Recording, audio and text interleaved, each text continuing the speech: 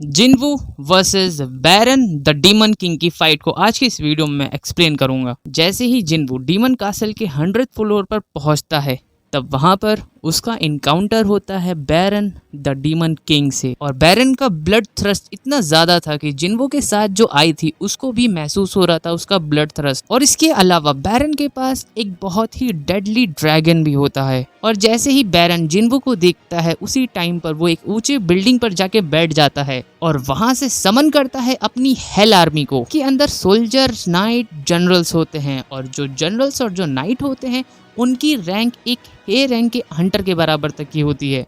और उसके बाद अपना जिन्वू एक तरफ और सारी की सारी हेल आर्मी दूसरी तरफ। और इसके बाद स्टार्ट होती है एक एपिक बैटल। सारे के सारे हेल सोल्जर्स, नाइट और जनरल्स जिन्वू की तरफ आगे बढ़ते हैं अटैक करने के लिए। लेकिन जिन्वू एक सही समय का वक्त कर रहा होता है ताकि वो एक ही अटैक में काफी सारे हेल सोल्जर्स का काम तमाम कर सके। और उसको वो समय मिल भी जाता है और उस टाइम पर वो एक्टिवेट करता है मोनार्च डोमेन को। और उस अंधकार के अंधेरे से समन होते हैं जिन्वू के टॉप टीयर के shadow soldiers iron tusk, tank और इकरिस। अपने पावरफुल अटैक से काफी सारे हेल्थ सोल्जर्स का काम तमाम कर देते हैं और हर जगह हमें बस कबूम, बूम और बैंग सुनाई देता है।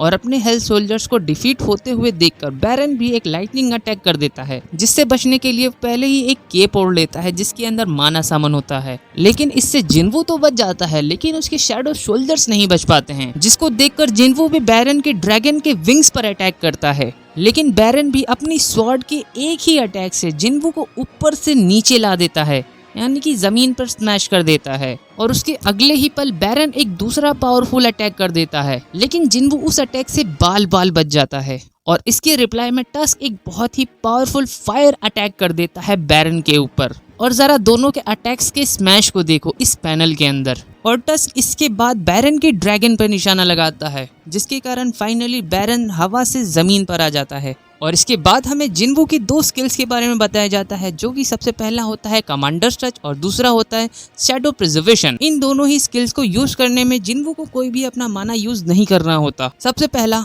कमांडर्स टच, इसकी हेल्प से जिन्वू किसी भी ऑब्जेक्ट को छुए बिना उसको मूव करा सकता है। दूसरा शैडो प्रिजर्वेशन, नाम से ही पता चलता है शैडो को प्रिजर्व करना, सिंपल। तीसरी बार भी टस्क बैरन पर अटैक करने का ट्राई तो करता है लेकिन हारा जाता है। और इसके बाद आयरन और इग्रिस दोनों एक साथ अटैक करते हैं, लेकिन वो दोनों भी बैरन के हाथों डिस्ट्रॉय हो जाते हैं। और ये सारी चीजें देखकर जिन्वू अपनी क्रिटिकल अटैक की स्किल को एक्टिवेट कर लेता है और उसके बाद अपने ब्लेड से बैरन के साथ एक बहुत ही इंटेंस फाइट करने लगता है। पैनल्स के अंदर तुम बहुत आसानी से समझ सकते हो। और यहाँ पर बैरन अगेन अपने बीन वाले अटैक को करने के लिए रेडी होता है, जिसके रिप्लाई में जिन्वू भी अपने ब्लेड की हेल्प से उसके अटैक को ब्लॉक कर लेता है। और इन सारी चीजों के चक्कर में जिन्वू का ब्लेड उससे दूर चला जाता है। और यहाँ पे हमें दिखाया जाता है बैरन जिन्वू को ओवर पावर करने लगता है। और यहाँ पे जिन्वू के साथ में जो होती है वो बैरन को थोड़ा सा डिस्ट्रैक्ट कर दे। उसी टाइम पर जिन्वू अपनी क्रिटिकल अटैक की स्किल को दोबारा से एक्टिवेट कर लेता है और सबसे पहले निकालता है बैरन का हाथ और दूसरी बार में बैरन के सर को उसके शरीर से ही अलग कर देता है। एंड यहाँ पे फाइट होती है खत्म।